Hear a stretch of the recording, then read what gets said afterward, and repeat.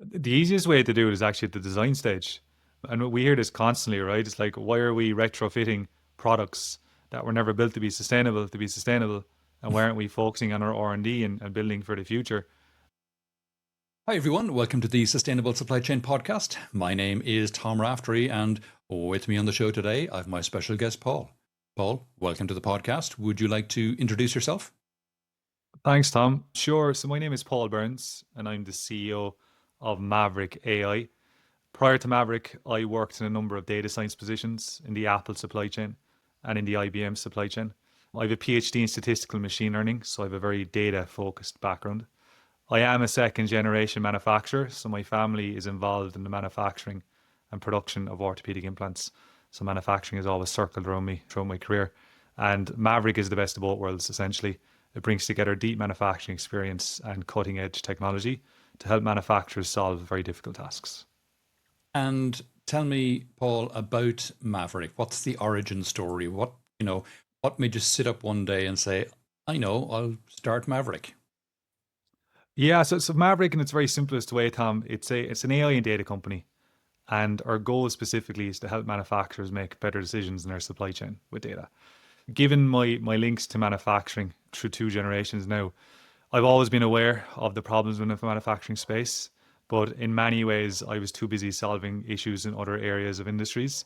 The more I heard about issues within the manufacturing supply chain, such as data quality, supplier engagement, the ability to reduce costs and increase margins, the more it became evident that there was an opportunity for us at Maverick to help companies within very complex supply chains to actually solve these tasks. Now, in terms of the origin story of Maverick itself, the real catalyst that helped Maverick start was that I was listening a lot to manufacturers telling me that they had specific problems. There was solutions in the market for the problems they had, but they felt that those solutions weren't listening to the actual users themselves, and they felt that they were being provided with solutions that didn't really fix their problems to hand. So we very much wanted to adopt a different approach at Maverick, almost a co-design approach that has been shrouded in the foundations of listening to the users, making mistakes with the users, and ensuring that we're actually developing solutions for them that moves the needle for them internally. Okay, and was there a particular aha moment?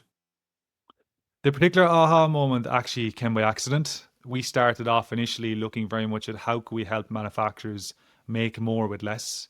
So looking at efficiencies and throughput within their plants. And we found that the majority of our large customer base were starting to ask us more about their supply chains. So asking us more, how could we help them understand the emissions in their supply chain?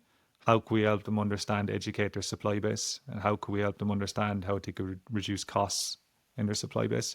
And the aha moment for us, Tom, really came is that when we looked at our technology and looked at the data sets we were engaging with, the vast majority of data sets that we were very, very well versed in were the data sets they were struggling with. So as a team, we made the decision, well, if more and more customers and more companies in our industry are asking us to solve a repeatable problem, then let's see if we can solve it. And it turns out we can. Okay, and before we get into AI, and we'll come to that in a while, what's the biggest data challenge manufacturers face, particularly when they're trying to decarbonize their supply chains? The biggest thing really is even a step before that, and it's understanding their supply chain. Even if you consider a medium sized company, maybe with 1,000 suppliers, they're not truly aware of who their suppliers touch, where their suppliers source goods from, and how those goods arrive on site. Now, if you do overcome that hurdle and these companies have a really accurate supply chain mapping, then it's data accuracy. And it's the age old question, can I trust my data? A lot of these companies are struggling with almost a qualitative conversation amongst colleagues where my numbers say this, your numbers say that. Do we meet in the middle? Now, it's very simply these companies want a number that gives them a confidence over their data set. And manufacturers, a lot of that data accuracy issues stem from the way data has been gathering. So internally, there's a mixture of manual data gathering, there's a mixture of historical data gathering, there's a mixture of automated data gathering. And then when they go beyond their front door to their supply base, it's often the case where suppliers are struggling for resources. They might not be well versed from a knowledge perspective or have the skills internally around decarbonisation. So when they're getting asked for data from their customers, they're not really sure what they're getting asked for. So it already much does boil down to data accuracy in terms of one of the biggest challenges for the supply chain. Mm. And how do you fix the supplier data issue? Fixing the supplier data issue, I think this is something that before we engage with any company, we're very confident it's going to come up because we haven't really met a company that's nailed it yet. What we're seeing in industry, Tom, in general, is a lot of the larger OEMs are taking a bit of a Pareto approach where they're looking at the smallest number of suppliers that make up the largest amount of their emissions or their cost base and working with them very closely. The first step to that really is doing a supplier engagement plan. And that's something at Maverick that we've tried to automate quite heavily and to ensure that there's a win in it for the supplier. I've worked on the supplier side and I was drowning in requests from different systems, different OEMs looking for Mm. data and different types. And for me, I felt like I was a reporting function for my customers, which in many way I was, but I didn't feel like I was getting much from my data back. So in order to really nail the supplier primary data, is what we'd call it, acquisition problem, supplier engagement, the biggest hurdle there is what's in it for the supplier. And if there's something in it for the supplier, then they work with you very well. Now, that could be very simply that they leave the table with a very accurate, validated data set that they can use in future tenders or contracts with other customers. But it all comes back to people and engagement. And that's before we even get towards data automation or utilizing AI to help them capture this data very easily. And how do they capture the data? Because I know in a lot of cases, companies are having difficulty capturing that primary data and instead are just reporting industry averages. Yeah, that's very true. So we're seeing in the pharmaceutical sector, the majority of companies were early movers towards this, and they've adopted a spend-based methodology. The studies have shown that up to 40% of an error rate can occur when they're actually measuring from a spend-based perspective. So the shift towards a primary perspective very much has to be a cultural change within the organization. Now, a lot of areas they're starting, Tom, is when they're thinking about supply chain data, manufacturers' heads typically go to, I need to engage my suppliers. But they forget that a lot of data sets that are core to their business functions internally have very rich information that they can actually utilize before even engaging one supplier.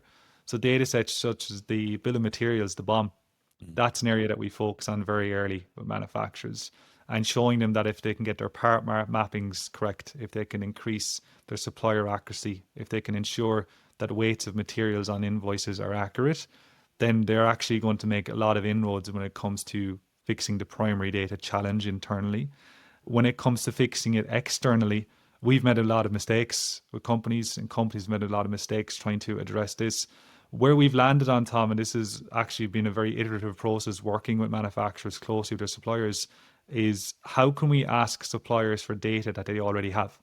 So, for example, when we're talking about decarbonisation, instead of asking them for a product carbon footprint, that might be common knowledge to you or me, but for Mm-hmm. someone that doesn't sit within sustainability, doesn't make a lot of sense. Can we ask them for the raw inputs of data that they have to hand? Can we ask them for energy usage, materials used, packaging used, and let technology transform that into a decarbonisation data set?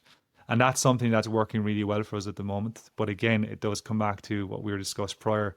They have to be aware of the win.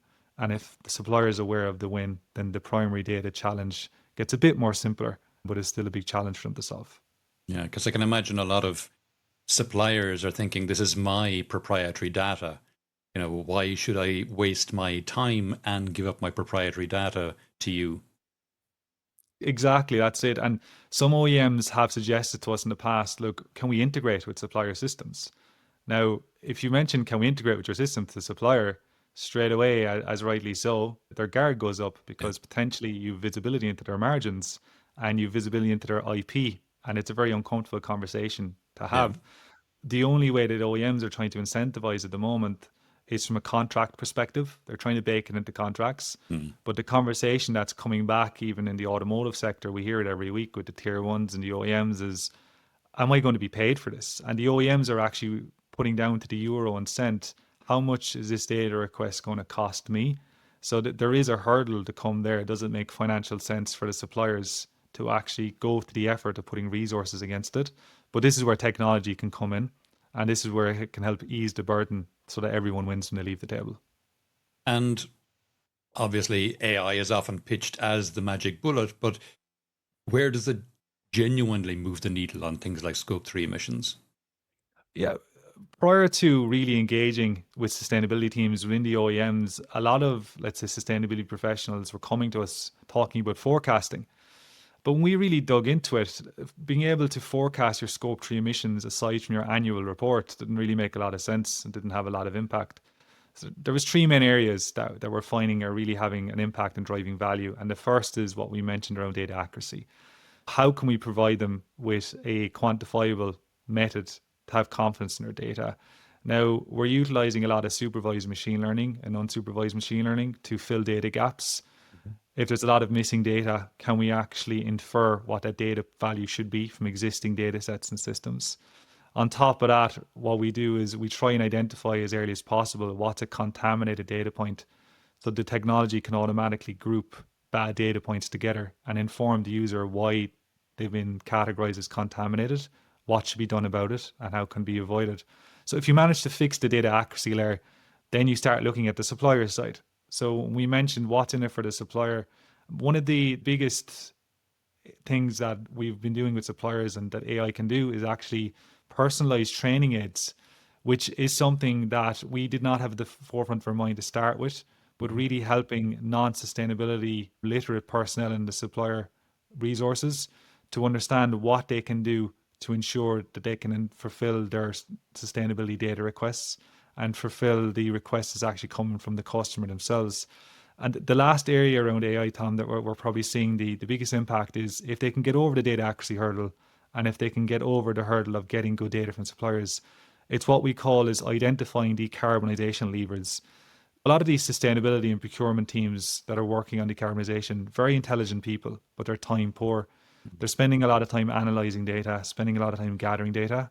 And when they have all this data, they don't know what to do with it. So AI is playing a big role at the moment in uncovering projects for them, categorizing and prioritizing these projects, informing them what's the financial ROI, what's the environmental ROI, and how many resources you're going to have to put against this project. So we're seeing now that teams within our customer base are having a lot of value add conversations about how they can move the needle and drive change as opposed to gathering data. But they're the three main areas that we're seeing AI actually driving value as opposed to people talking about it. And identifying shaky data, is that both for supplier data as well as internal data? Correct. So one of the biggest hurdles, let's say, that supply chain teams and sustainability teams are facing currently, especially with the economic environment, is trying to get buy-in from other departments and see sustainability data sets as a value add to the business. It's really, really valuable that if you can identify poor quality data in data sets such as your BOM, well, you have the attention of procurement and supply chain, and it's a core data set to the business. So AI has the ability to identify incorrect part ID mappings, incorrect supplier details, incorrect units that are used for weights. And also from a supplier perspective, is the supplier providing abnormal quantities of a material you may have ordered from that supplier over a long period of time is a really tangible example. And how can they be informed automatically that we're not sure this data point is accurate and what can they do about it? So it goes both ways. Okay, good. And you've worked with both tech giants and manufacturers. What lessons do you think big tech could learn from industrial supply chains or vice versa when it comes to sustainability? It's a really good question, Tom. So from a big tech perspective, look, obviously security is front of mind and data privacy is paramount. Now, I think that there is almost a contradiction occurring currently within big tech in the sense that from an organization perspective, their security protocols are very strict and they're very clear. They're not allowed to use, for example, if you use ChatGPT or Perplexity internally in the finance department, that's a massive red flag, right? But they're neglecting the fact that their employees are using these tools offline. They are using these tools potentially to do their end of week reports in Excel. So at a organization level, the script and the narrative is correct. Look, we want to find out where data is being stored. We need to find out where data is being used.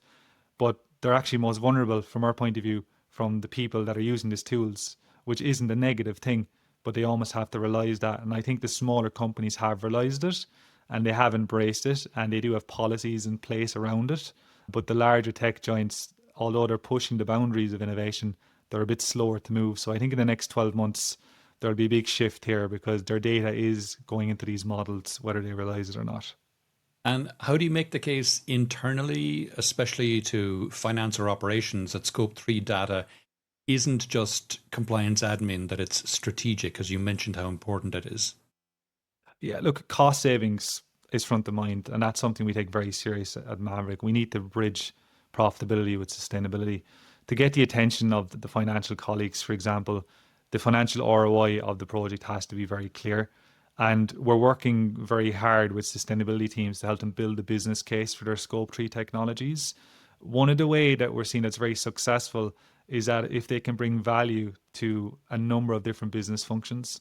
So if they're enriching a given data set that gives them accurate Scope 3 emissions, but also shows their supply chain colleagues that suppliers are sourcing responsibly, that they're able to save money on shipping, that they're able to source alternative materials that have better margins but better material profiles. If they can really engage other departments, we're finding the financial teams are coming with them. Outside the Scope 3, Tom, like we're seeing a lot of companies, and you'd read about it, they're really worried about energy usage, right? From Mm. a Scope 2 perspective. There's an obvious reason why companies start their decarbonisation is because there's a lot of money to be saved, and the financial colleagues, they row in behind it very quickly.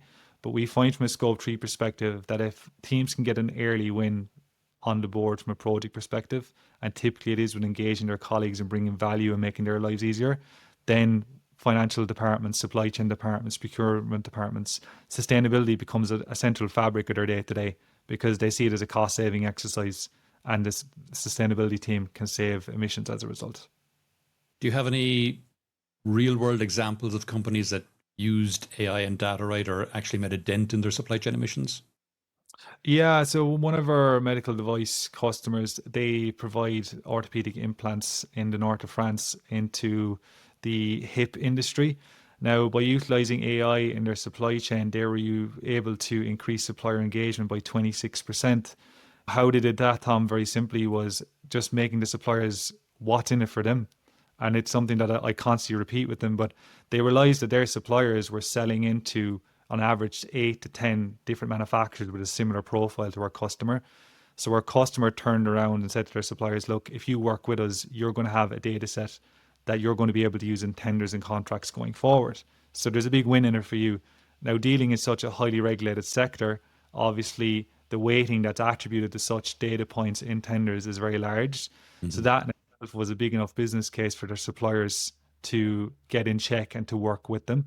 Now, on the other side, we've seen it in the automotive industry where the same approach didn't work. And it's really shown us that not the same approach is going to work for all different industries. So in the automotive industry, the biggest win there for them was actually showing them that they could reduce their Scope 3 emissions by sourcing materials locally. And these sourcing of materials locally, especially with upstream transportation distribution, this actually helped them reduce their emissions as a byproduct straight away. Now there is regulations in Europe such as CBAM that's actually helping the business case of local supplying, and as a result, that's getting the attention also of sustainability teams within the OEMs.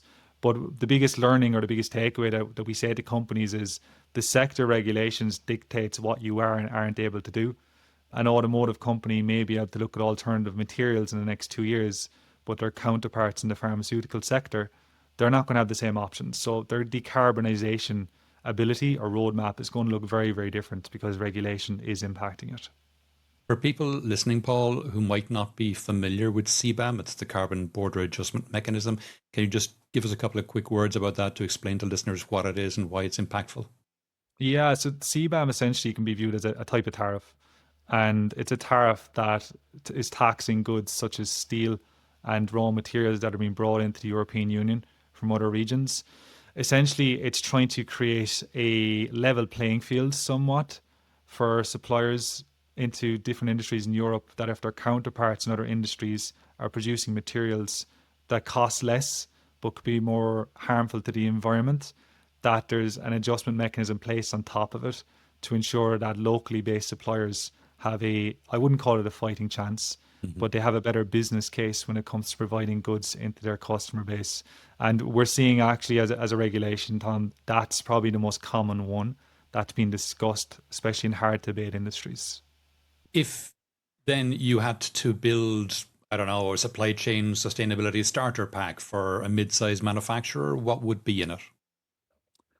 A good question. So the first thing we would look is saying, look, okay, can you build out your business cases and what's your best use cases here?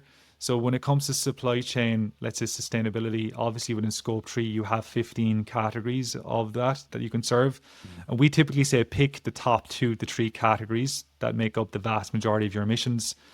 The majority of our customer base, it's purchase goods and services, and it's upstream transportation distribution. Once they can focus on their first categories, then from there they can start building out potential pilot projects internally and assigning metrics towards them. So, for example, if they're looking at purchase goods and services, one of the key metrics we see companies from a mid-sized perspective looking at initially is, okay, can we firstly get a baseline of supplier engagement? And then can we increase that supplier engagement by, let's say, 15%? And we want to do it within 60 days. Now, once they undertake that project perspective, at the end of the 60 days, they will look at the results. They will validate, okay, is this worth progressing further? And if it is, they look to do a further rollout. But the interesting thing for us is that our biggest advice and what we're seeing is working is that project approach. It's going after the projects that will have the biggest impact and in many ways will get the most attention Mm. and drive the most value internally. And from there, then they can build a proper scope 3 sustainability decarbonisation roadmap. But a lot of companies come to us and they want to do everything, Tom. They want to do all 15 categories. But when we really peel it back and educate them, they see that the way to get their colleagues bought in and the way to get their supply base bought in is if they take a strategic approach that's based on actually moving the needle. And that's by starting small and scaling appropriately. That makes sense. It's the whole thing of eating the elephant one bite at a time, right? It's you can't try and do it all at once. Yeah, no, makes a lot of sense. Now, there's often a perceived tension between decarbonization and sustainability and profitability. Do you see that? Are you seeing that trade-off breaking down, where sustainability and profitability clash? Yeah, I think if you asked me 12 months ago, my answer would have been very different. 12 months ago, I think sustainability in isolation had enough merit in the majority of scenarios to self justify and not to require external validation. I have found in the last 12 months, and our colleagues are seeing it directly on the ground every day, that cost is coming into the conversation a lot earlier and profitability is. A lot of the industries that a lot of our customers function in, some of them are very low margin, some are very high margin. The lower margin industries, for example, the automotive sector, that's becoming more and more of an important conversation. Some of our customers are setting metrics where your project has to show an ROI within 12 months. When you're dealing with a large enterprise and a complex supply chain, as you know, that's an aggressive target, but it forces you to bring value. So every decarbonization project that we would do with a technology with those type of customers, you're on the back foot initially, but if you can bring value, then the upside is massive for the customer. But we see the tension between profitability and decarbonization from a conversational standpoint. It's Mm. becoming more and more tense. But for sustainability teams, we're just saying if you can turn this into a cost saving exercise conversation, an efficiency gain conversation, then as a result, it's a different conversation. So it's the way they approach it and the way they actually position it to their colleagues. And how do you do that? I mean, do you have examples that you can share with your customers or with us of where you've had efficiency wins or you've had sustainability wins that led to efficiency wins or profitability gains? Yeah, so I can. One of our key accounts, and this is publicly available, is the Volkswagen Group in Germany. The Volkswagen Group in Germany, initially, when they engaged with Maverick, they were actually looking at their automated guided vehicles. Essentially, their fleets of robots that deliver very heavy parts around their factories. Mm. And these automated guided vehicles are battery powered. Now, from that perspective, there was a number of challenges from a sustainability perspective that brought. One was obviously on the scope 2 side, it was energy usage, it was energy cost, but then it was obviously the battery themselves, the sourcing of battery, the materials used in the battery. What was that from a sustainability perspective? But then on the efficiency side, Tom, it raised the question for us when we were through the project of, okay, well, where do these charging points need to be placed? How Mhm. many of these vehicles do you require? When should they be charging? Should they always be turned on? Very operational questions, right? But it brought the sustainability narrative to life. So what we ended up finding after a 6 month project with them initially on phase one of this was that we uncovered the ability to reduce their emissions within that fleet by 38%. And Wow. that was simply by changing operational behavior, things such as smarter charging strategies, things such as ensuring that the correct product was delivered to the correct place by the correct vehicle. Very simple guidelines, which is great because having come from operations, I like simple, but almost obvious steps that you wouldn't be aware of had you not actually looked at the data itself. So that's probably a really good example for us internally where it showed us, okay, this sustainability project broadly as a whole actually really turned into an operational supply chain project because it was so linked to cost savings and operational efficiencies. And when we actually break that project down to our customer base, it gives them ideas, albeit the application will be different for them, but it makes them think, okay, operationally, what elements do we have in house that we can improve, but would as a result would reduce our emissions or our organizational footprint? Yeah, and it's a mantra that I've said many times on this podcast. It's that an efficiency win is very often and almost always, in fact, a sustainability win, because what you end up getting with efficiency wins is more output for either the same or reduced input. It's a very good point, and on that, Tom, as well. Like, and you've probably seen in the past, based on your experience, we found that personnel in departments that prior didn't have a lot of love towards sustainability were excited to get involved in this because they saw the value it could add, whether that be it in a specific logistical department, the value it could add to their day to day, and how it could make their life easier and let them make more and move more product. To your point, so from a people perspective, yeah, it was a big learning. Yeah. And we talked a little bit earlier about AI and how, it can help, but there's also the flip side of AI, the environmental cost of AI itself, compute power, energy use. Is green AI, if we want to call it that, a real goal, or is it just another buzzword? It's a really interesting one, and it's something that we're finding we're getting more and more questions about in the last 6 months. The questions tend to come from two groupings within companies. The first is sustainability teams. They're just a bit confused about how they report on it, and some studies are showing potentially that a new Scope 3 category will be created just for AI to track it. And the other is coming from IT teams. So IT teams that are left managing these monoliths in many ways. How is that going to scale with our infrastructural roadmap? Now, one of the biggest environmental issues with AI is water usage. So these models are being run on very powerful hardware within data centers, and it's taking a lot of water to cool down this hardware that gets very hot to ensure that they stay within their operational temperatures. The next potential environmental issue around AI, as you'd be well versed in, is the materials used in this hardware. So a lot of this hardware actually contains a lot of very valuable, rare materials that are difficult to mine and bring their own challenges when actually constructing GPUs. And the most common or the most spoken about in the media is energy usage. These models require a lot of energy to actually train. Now, when you talk about green AI, where this all stems from is these models have a lot of things called parameters, and these parameters can be viewed as settings, and the settings have to be placed in a certain way that give you the best output of the model. So the more parameters or settings you have in a model, the more time it takes to train, the more energy that's used, the more footprint it has from a scope 2 perspective. On the flip side, when people, for example, are using publicly available LLMs, every time they ask this LLM a query, that model is having to use more energy to respond to their query, and the footprint is growing and growing and growing and growing. We're seeing a number of things that are being done in industry to help combat this. The first is that we're working with a number of data centers around looking at things such as smarter workloads. Think of it as running your washing machine at 2 a.m. instead of 2 p.m. when the demand for electricity is a lot less. There's a lot of smarter things going on around it. One area, Tom, that we're seeing a lot around is surrogate modeling. This is the idea of using an AI model that has less parameters, so it's cheaper to run. It uses less energy, but it gives you the same output. It'll take you a bit longer to get there, but it gives you the same output. But the biggest thing that we're saying to teams or educating them on the moment around AI, and it's something we take very serious at Maverick, is responsible computing. So do you really need AI for this project? And if you don't, that's brilliant, because you're going to be able to interpret how your method made a decision easier.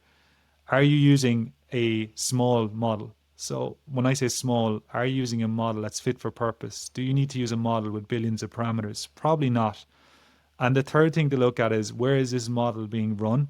And by run, I mean, if it's a web-based model, are they using green energy to actually drive this model. So, for example, in France, there's a really publicized story where nuclear energy is used to run certain models, and as a result, their emissions of these models are decreased massively. Mm. So, it's a conversation in itself that is happening. There are things that are taking place, but I think in the next 12 months, people are going to become more and more and more curious about having the answers of how environmentally friendly are my AI methods. At the moment, it's very much of it's doing the job, it's helping me make efficiencies, it's helping me save time, but the needle is going to move. So there's a lot of work being on. It's something we take very serious at Maverick, and it's an area that we see as a kind of standing out in the market as well. Is that we're quite early movers in terms of adopting it into our technology. Right. So, Paul, are you coming across anyone who's using the likes of chasing the moon, that kind of strategy? And for people who might be listening who are unfamiliar with the concept, the idea of chasing the moon is that you are using nighttime electricity no matter where you are in the world. So, obviously, the likes of OpenAI and Microsoft's Copilot, etc., they're global companies and they have server farms all over the world. So we could be here in Europe, it's the middle of the morning. We don't care when we put a query into any of these, whether it's happening locally or whether it's happening on the far side of the world. And if it's nighttime there, the electricity there, nighttime electricity, is obviously going to be greener.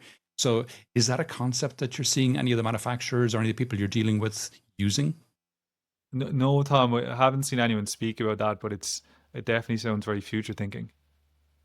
All right. Well, maybe it's something that we can start investigating for people. It could be. I don't know if anyone's offering it yet. I haven't heard of any of the AI providers offering that as an option yet. But I think as more and more people are talking about the footprint of AI, it's something that could be a differentiator for some of these large AI providers. Anyway, we'll keep going. How can companies, do you think, future proof their emissions strategy, knowing that regulations, technology, and supplier landscapes are all shifting really, really quickly? The easiest way to do it is actually at the design stage. And we hear this constantly, right? It's like, why are we retrofitting products that were never built to be sustainable to be sustainable? And why aren't we focusing on our R&D and building for the future? Now, in many cases, the problem is a lot of design teams don't talk to operations. There's a disconnect there around that.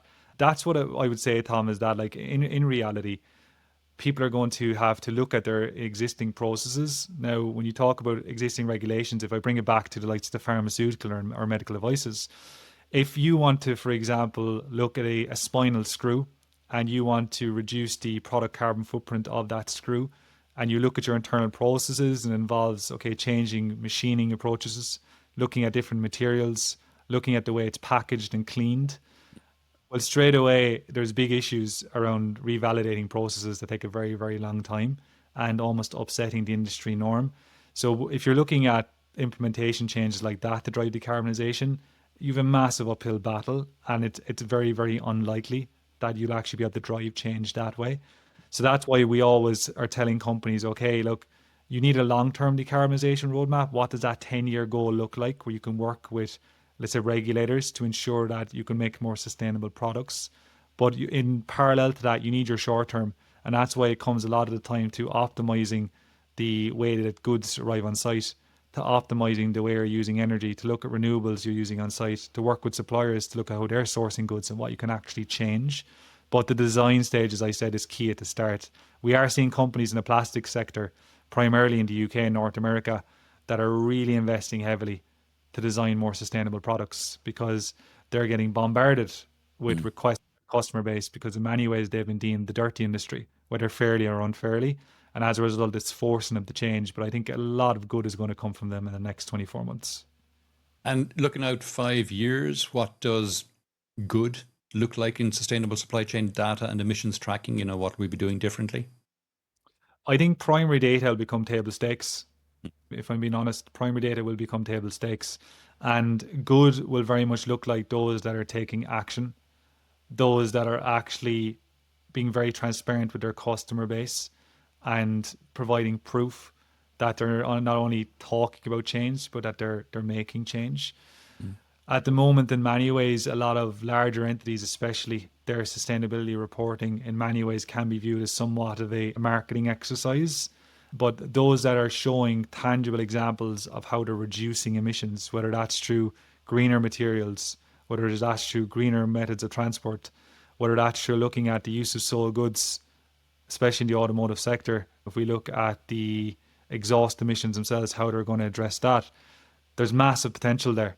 But primary data will become table stakes. And I'd be very surprised if spend based data is still in the conversation. Great. Great. And for a supply chain leader listening today, feeling overwhelmed by scope 3, what's one small practical first step you'd recommend they take tomorrow? Map out their data. So sit down, get key stakeholders and do a data mapping. Identify where you're data rich, where you're data poor, and ask yourself where you are data poor, is it worth gathering data in that place? Often it's not, and that's fine. That's totally fine. But once you have an understanding from a data perspective where you lie, then your potential avenues for change become a lot clearer. And it also becomes clear what other departments you need to engage to ensure that if they are the custodians of said data set, that they're aware of what you're doing at a very early stage. So if I had to give one piece of advice, that would be it. Okay. And imagine you're pitching AI-driven carbon accounting to the dragons on Dragon's Den. What's your 30-second hook that wins them over? I think for them, it's we can do more but do good, and we can make more with less. When we actually communicate that, especially to C-suite teams within the manufacturing environment, let alone dragons themselves, they become very curious because we have to hit people in the pockets, but in a positive way. And we take that very serious in Maverick, and it doesn't always sit very well with sustainability personnel, but profitability is key if I'm being totally transparent. Sure. But if you can really show teams that, look, you can make more by doing good and by using less, then in itself, a lot of people at the very least will say, okay, how can we move the needle here with AI for decarbonisation in our supply chain? And left field question, if you could have any person or character, alive or dead, real or fictional, as a champion for AI-based Scope 3 sustainability reporting, who would it be and why? That's a very good question, Tom. That's a very good question. I think we've enough experts, or inverted commas experts, floating around. So it would have to be someone that would be able to shine a light on this. I am a massive football fan. So for me, Bill Shankly, the former Liverpool manager, I'd have to bring Bill in because Bill would be able to build it from the ground up and get the people on side and show that it's a societal problem and not only a problem they read about in the news. So it'd have to be Bill Shankly. Very good. Very good. We're coming towards the end of the podcast now, Paul. Is there any question I didn't ask that you wish I did, or any aspect of this we haven't covered that you think it's important for people to think about? I think you did touch on it, Tom, but just to reinforce it from the AI perspective, what we're finding is, look, a lot of teams, they don't know where to start with AI, but it's just to tell people that it's normal and everyone is in the same boat. We're finding that a lot of companies, albeit externally from a marketing perspective, they are AI first. But when we talk to people on the ground, there's a disconnect and they haven't got started with the technology, but that's okay. But what I would say is that people need to start looking at it at the very least and taking a step back. And it's not always the product features that benefit from AI. As I know you and I have spoke about in the past, it's the internal processes. So where are you spending a lot of time? What's your high friction points? And I think if supply chain personnel and sustainability personnel can take a step back and look at that, then they'll make a lot of inroads in their day to day and they'll enjoy their day to day a lot more because they'll be bringing value. Paul, it's been fantastic. If people would like to know more about yourself or any of the things we discussed on the podcast today, where would you have me direct them? Yeah, so the company website, Tom, can be found at www.maverick.ai, and that's Maverick with an A, so Mavarick. Also available on LinkedIn, and they can connect with me personally on LinkedIn also. Tremendous. Paul, that's been fascinating. Thanks a million for coming on the podcast today. Thanks, Tom, for having me. Really enjoyed it. Have a great day.